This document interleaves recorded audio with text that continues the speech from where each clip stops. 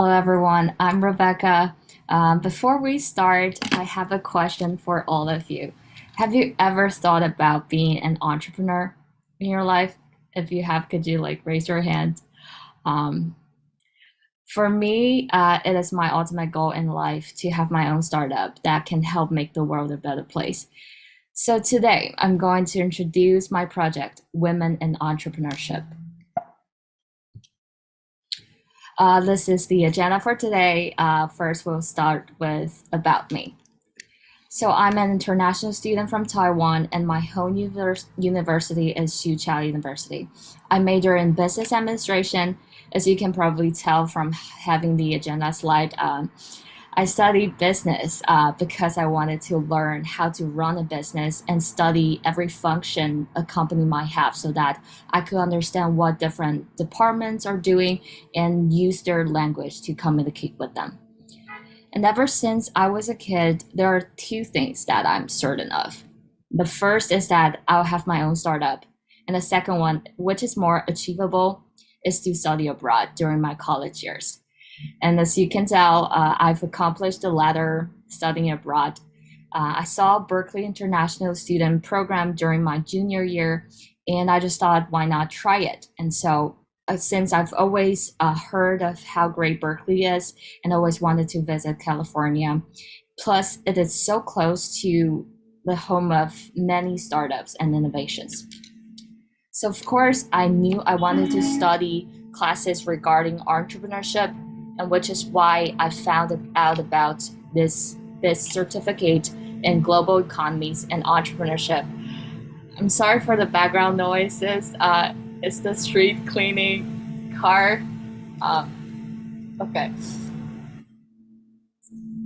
okay. But why this project? Well, is it loud or could you still hear me clearly? I We can can hear hear you. you okay. We Okay, can hear you. thank you. So, why this project?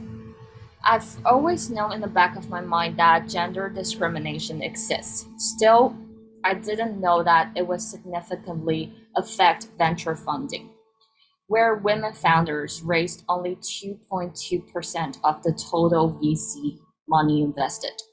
This stirred up my indignation and desire to unveil the unspoken rules in the industry, which linked to my second reason, which is personal goal alignment. As I mentioned earlier, I plan to build a startup. And as a fellow woman, I want to see how we can reverse this cycle, or if what we thought that might hinder our success turns out to be beneficial. And third is to create positive impact. So almost 80% of entrepreneurship books are written from a male perspective, which may not be applicable for female founders. So I want this project to be an insightful, practical, shared information where people interested in entrepreneurship can find something helpful for them to acquire. So what did I do for this project? I participated in two classes that related to entrepreneurship. One is called Marketing for Startups. Um, as a business major, marketing is my passion. However, I've never had a structured learning experience in B2B marketing. So this is an excellent opportunity for me to acquire an essential skill set to find partners and leads. And Professor Shira Abel also invited guest speakers that every week to help us understand the real startup world. And what's even more interesting is that Professor herself is also a founder of a marketing firm that use ABM strategy to help companies excel. The one on the left is called Challenge Lab: How to Think Like an Entrepreneur. I got to meet people that are also passionate about having a startup, having a side hustle that can eventually become the main hustle. And in this class, I met my amazing teammates, and we're now working on a startup project called Grounded, which is to reutilize spent coffee grounds, such as fertilizers and consumer products, starting from cafes on campus.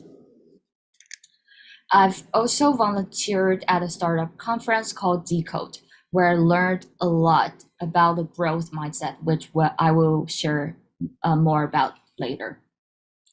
And not just through my own perspective, but I've also done research through book readings and online resources. And I would like to thank Professor Kaiser for walking me through how to use the Berkeley Library resources to help form my topic and focus area. And now, what I've learned. So I was so surprised to know that 82.5% of women start business alone, which I thought was the opposite. This leads to research showing that 62% of women were motivated to become entrepreneurs in search of autonomy and flexibility. And only one woman in 20 has the first entrepreneurial experience, which shows that we are more reserved and less adventurous in taking risks. With these background indicators, we see that there are significant difference between men and women entrepreneurs. But what exactly is driving these differences? I've concluded three main reasons. The first is confidence gap.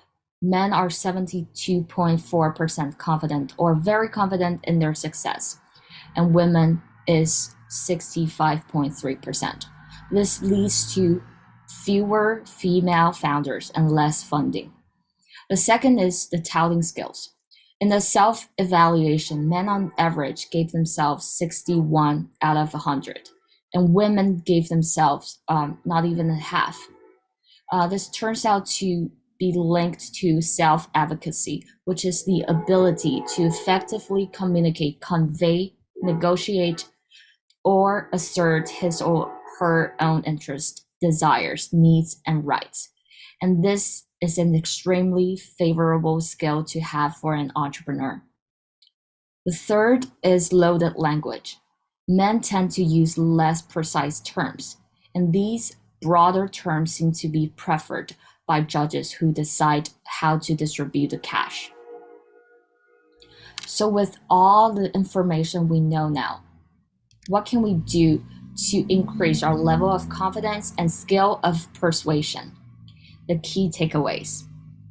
First, fake it until you make it. Because of all of the project courses I've taken, I've had a lot of opportunities to practice public speaking. And I remember my first presentation in marketing for startups.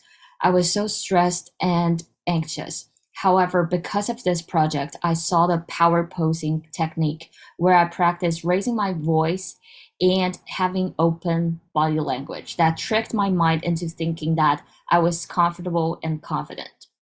The second is regarding touting skill. So, how to market your own personal branding. This I found out that it makes a lot difference when you surround yourself with people that are supportive and encouraging. One of the pitches for the startup I'm working on needs a promotion video, and we didn't have anyone in the team has editing skills. But I and we were also on a crunch time, so I volunteered to make the video, and my teammates were so supportive and trusted me to take on the task, which then turned out to be a huge success. And now I've gained a new skill set, and I'm open to taking on more risks and challenges. And linking to the growth mindset. A growth mindset is where I found every successful entrepreneur, especially female founders, scored highly on. They view shortcomings and drawbacks as a chance to readjust their focus and evaluate their efforts. And last but not least is the usage of broad words.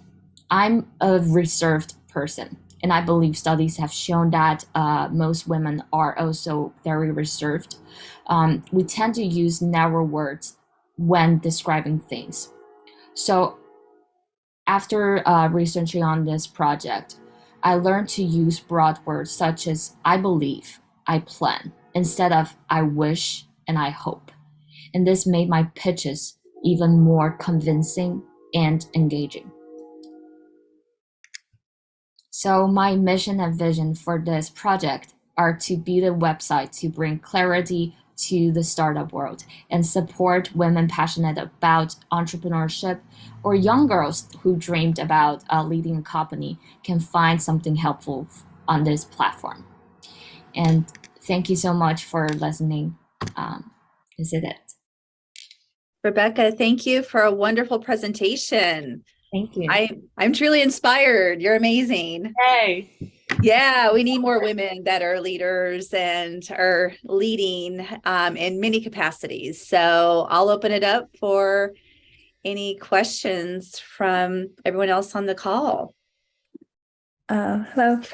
So I more kind of have a comment to Rebecca that I was like impressed by the overall your presentation skills, and I just thought that actually it's beautiful how much like progress, and if it really like how you told that you developed through like being very stressed during your first presentation at this marketing course, and how actually these courses that you were taking like at Berkeley helped you and just led to this presentation. So I don't really have a question, but I just wanted like to comment and say that I'm Thank you so much.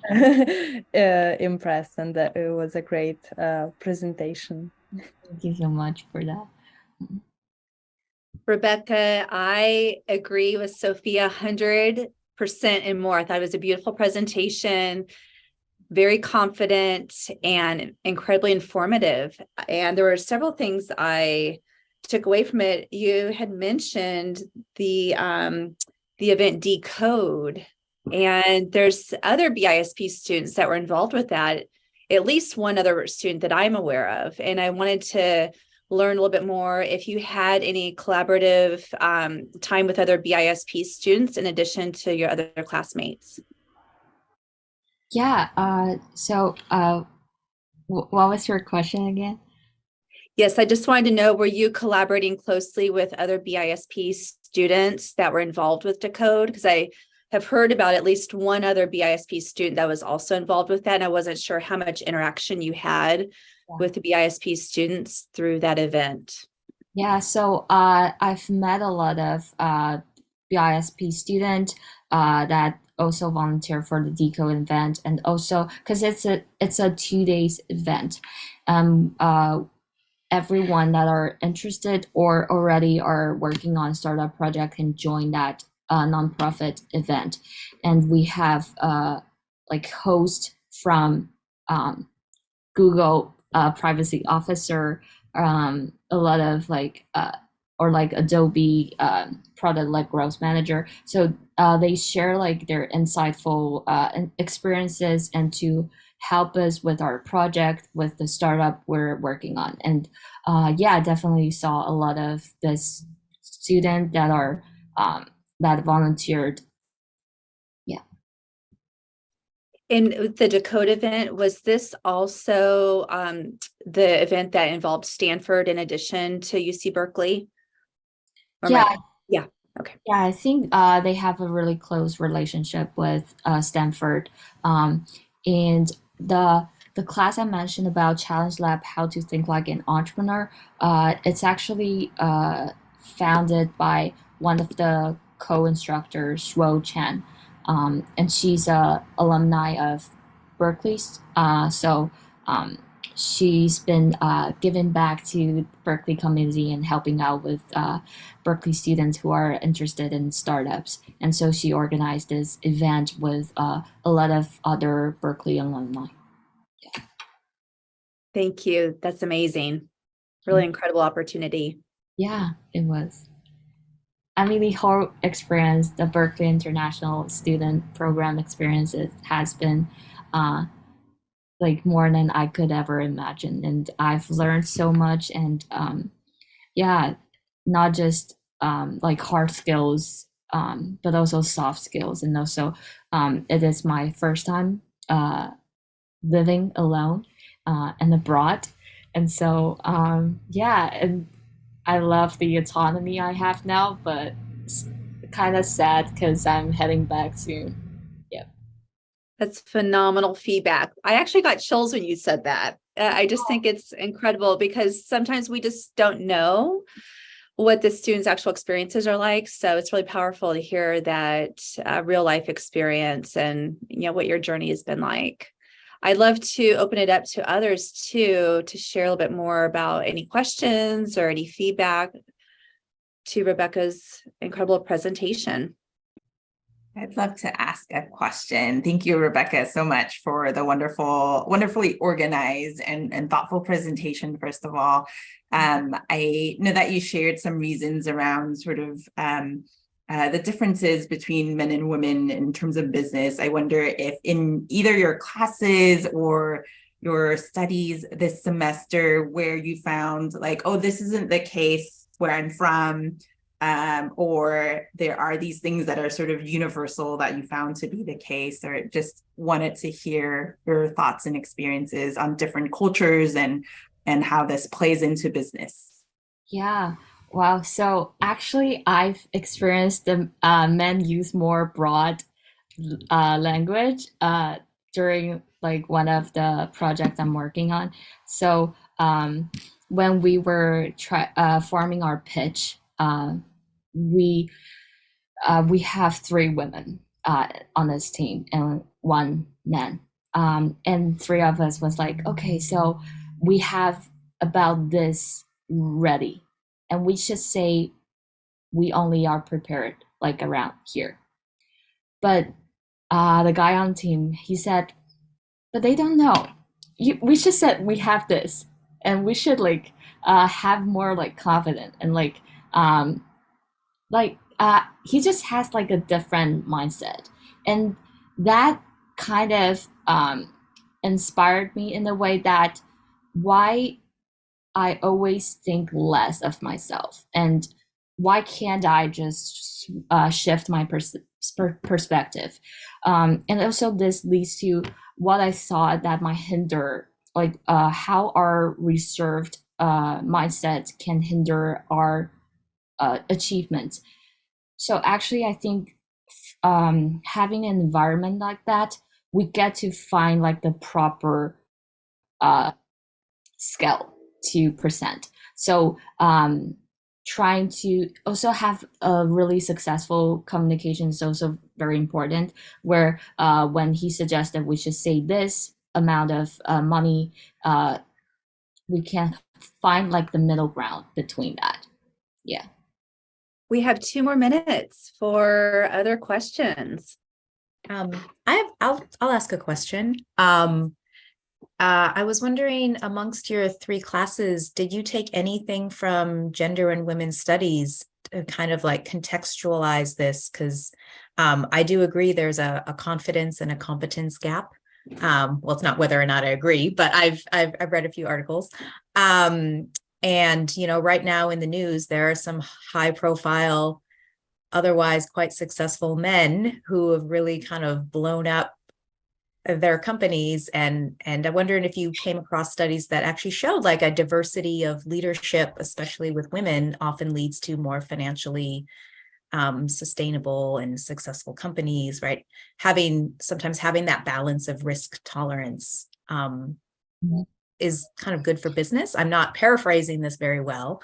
Like it's more than just on us as individuals to like grow our own personal confidence. Like, did you take any gender and women's studies as part of your courses? First, I think I know who are you mentioning, but a